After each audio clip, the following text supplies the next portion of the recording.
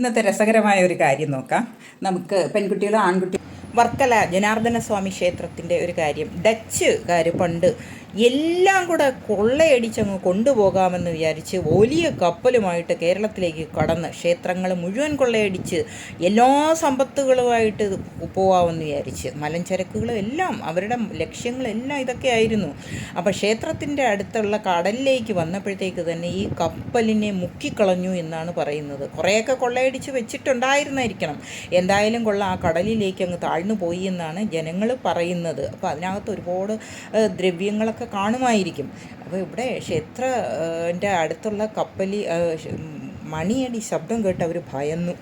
കപ്പലിന് നീങ്ങാനും സാധിച്ചില്ല. അപ്പം മത്സ്യത്തൊഴിലാളികളൊക്കെ വന്ന് രക്ഷപ്പെടുത്തിയതായിരിക്കും. ഈ ക്യാപ്റ്റൻ അടക്കം ഓടി നീന്തിയും എല്ലാം ബോട്ടിലും വള്ളത്തിലും ഒക്കെ ആയിട്ട് ആ വർക്കല തീരത്തേക്ക് വരികയും ആ മണിയടി കേട്ട ക്ഷേത്രത്തിലേക്ക് ചെന്ന് ഈശ്വരൻ്റെ കൃപയാൽ ജീവൻ തിരിച്ചു കിട്ടിയതിന് അവരെ ക്ഷമാപണം ചെയ്യുകയും കപ്പലിൽ ഉപയോഗിച്ച ആ മണി ആ ക്ഷേത്രത്തിലേക്ക് സംഭാവനയായിട്ട് അവരുടെ ഓർമ്മയ്ക്കായിട്ട് പശ്ചാത്താപം പ്രകടിപ്പിച്ച് ദുഃഖം പ്രകടിപ്പിച്ച് ഈ ജനാർദ്ദന സ്വാമിക്ക് പത്മനാഭൻ്റെ ഈ മണ്ണിലേക്ക് അവർ ക്ഷമാപണത്തോടുകൂടി അവിടെ മണി സമർപ്പിക്കുകയാണ് ചെയ്തതെന്നാണ് പറയുന്നത്.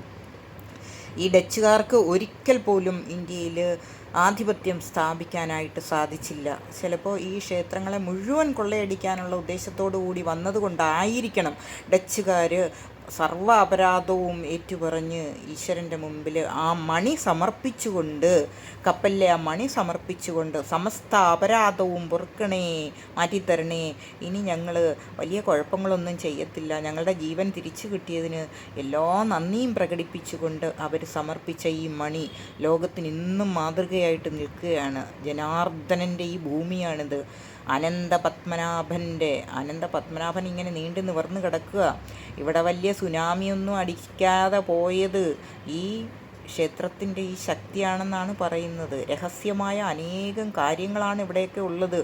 അപ്പോൾ ഇവിടെ ക്ഷേത്രത്തിൻ്റെ ആ ഭംഗി മാത്രമല്ല, വാസ്തുകല, ആ നിർമ്മാണ രീതി, അപ്പോൾ ഭൂമിയെയൊക്കെ ആ രീതിയിലാണ് ക്ഷേത്രങ്ങളെയൊക്കെ